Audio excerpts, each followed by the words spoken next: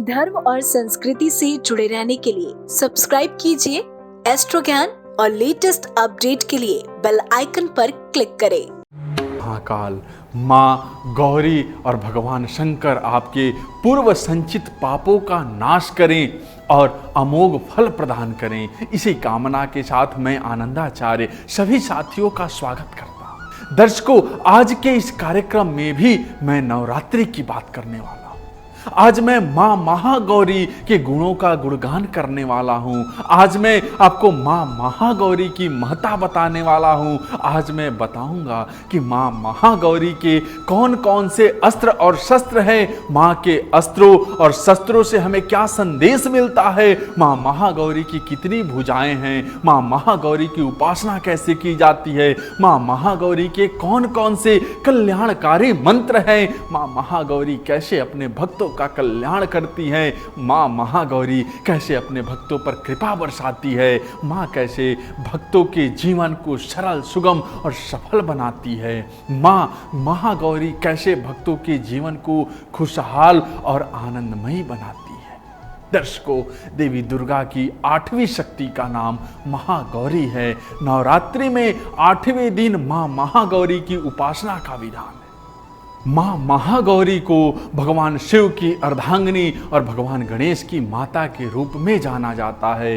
श्वेते वृषे समारूढ़ा श्वेतांबर धरा रुचि महागौरी शुभम दधान महादेव प्रमोददा, अर्थात इनका वर्ण पूरी तरह से गौर है। इस गौरता की उपमा शंख, चंद्रमा और कुंद के फूल से दी जाती है। इनके समस्त वस्त्र और आभूषण भी सफेद हैं, इसलिए इन्हें श्वेतांबर धरा भी कहा जाता है। दर्शकों, शास्त्रों में कहा गया है, 8 वर्षा भवेद गौरी, माँ महागौरी की आयु 8 साल की मानी गई है। इस माँ का वाहन वृषभ यानी बैल है, इसलिए इनको वृषारूढ़ा भी कहा गया है।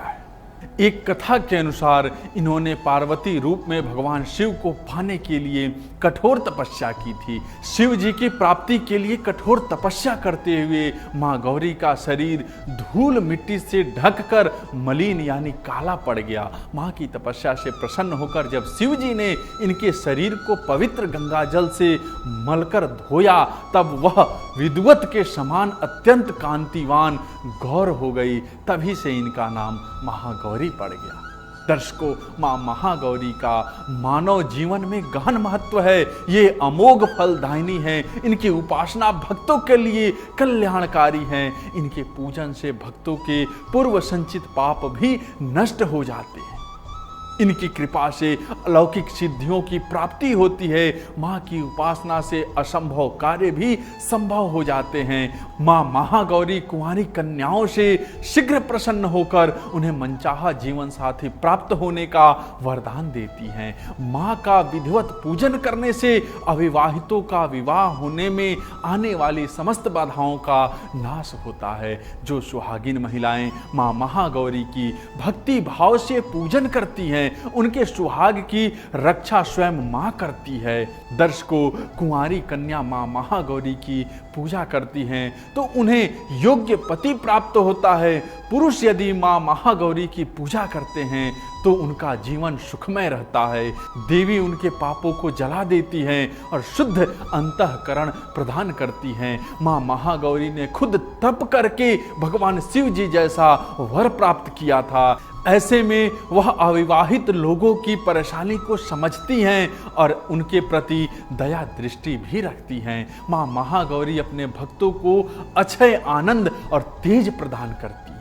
माँ की साधना से व्यक्ति को अकस्मात लाभ प्राप्त होता है, व्यक्ति दीर्घायु होता है, रोग और शत्रुओं का नाश होता है, शारीरिक और भौगोलिक सुख में भी वृद्धि होती है। दर्शकों, माँ महागौरी के अस्त्रों और शस्त्रों की बात करें तो इनकी 4 भुजाएं हैं। शास्त्रों में माँ महागौरी को चतुर्भुजी कहकर संबोधित किया गया है। माँ की दाईं भुजा अभय मुद्रा में है, जिससे ये भक्तों को सर्व सुख प्रदान करती है। माँ का अभय मुद्रा सुरक्षा, शांति, परोपकार और भय को दूर करने का प्रतिनिधित्व करता है। माँ महागौरी की नीचे वाली भुजा में त्रिशूल सुशोभित है। यह त्रिशूल 3 गुणों का प्रतीक है। इसके बारे में मैंने पहले भी बताया है कि संसार में 3 तरह की प्रवृत्तियां होती हैं। सत्य यानी सत्य गुण, रज यानी संसारिक गुण और तम मतलब तामसी प्रवृत्ति।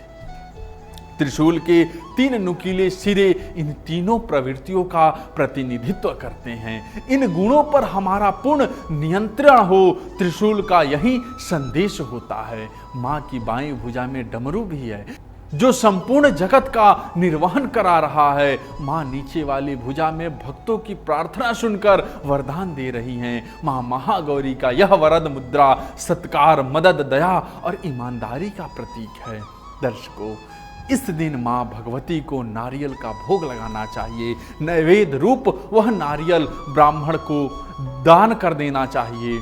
पूजा के समापन से पहले या देवी सर्वभूतेषु गौरी रूपेण संसिद्धा नमस्तस्यै नमस्तस्यै नमस्तस्यै नमो नमः मंत्र का जाप अवश्य करना चाहिए। ऐसा करने से माँ महागौरी भक्तों को सुख समृद्धि प्रदान करती हैं। नवरात्र की अष्टमी को अन्नकूट पूजा यानी कन्या पूजन का भी विधान है। इस पूजन में 9 कन्याओं को भोजन कराया जाता है।